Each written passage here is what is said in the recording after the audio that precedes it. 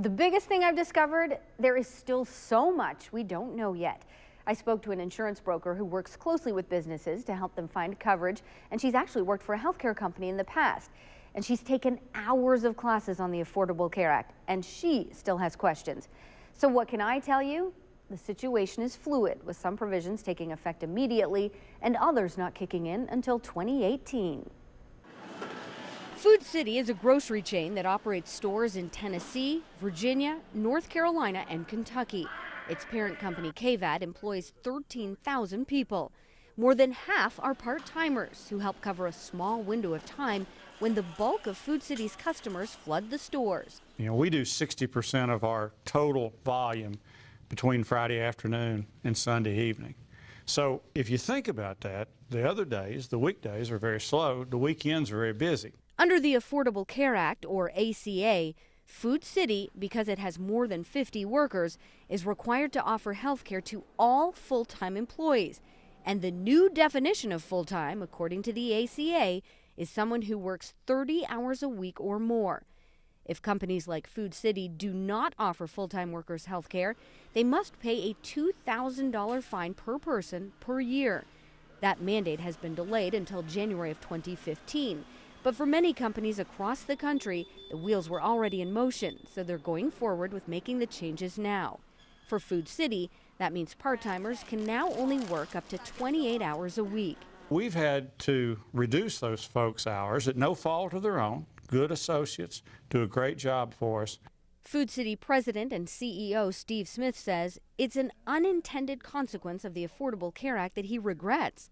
But he tells me, as a company that operates on just a 1% profit margin, providing health care for his 7,800 part-timers was simply not a viable option.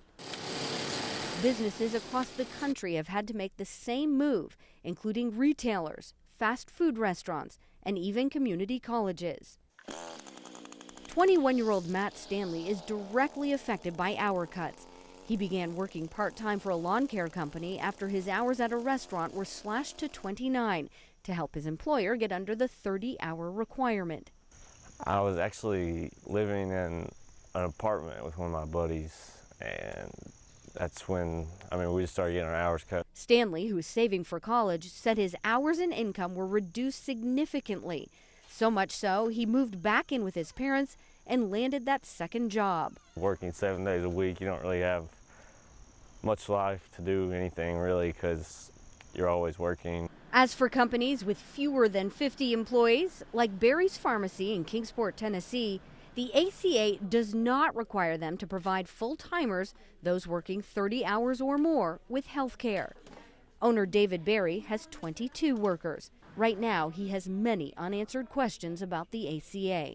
Like any other business, we have to plan ahead, and it's not very long to the first of the year. Pharmacist Emily Hawley understands the concern of her employer and other small businesses. However, as someone born with a heart defect, she tells me she's grateful for the Affordable Care Act. Until now, she could only get coverage for her pre-existing condition by working for a large employer that could absorb the costs. Now, the ACA allows her on the rolls, even while working at a mom-and-pop operation she loves. When I came out of school and really wanted to do independent or even, have my own pharmacy one day, I didn't really consider it an option. So what the Affordable Care Act has done has made that possible. And experts say there's another potential benefit for a business of this size if they sign on to the ACA's exchange, also known as Marketplace. Employers that have employees of 25 or less, if they go onto the Marketplace, they possibly could qualify for a tax credit. Insurance broker Beth Larches works specifically with businesses and says older workers, especially those 60 plus, may also benefit. Here's why. The Affordable Care Act offers subsidies for some seniors who qualify, and the ACA limits age banding, which is the common practice of insurers charging older people more than younger ones. Now the premiums for older workers cannot be more than 3 times what they are for younger people, which is not good news for them. The younger people are going to have to subsidize all that and pay for it. So what will all this mean for the average business and workers in your community? I honestly don't know. I'm stepping back going, trying to find solutions. Rebecca Pepin, KRCR News Channel 7. Rebecca Pepin, K-Texas News. Rebecca Pepin, NBC Montana. Rebecca Pepin, WCTI News Channel 12.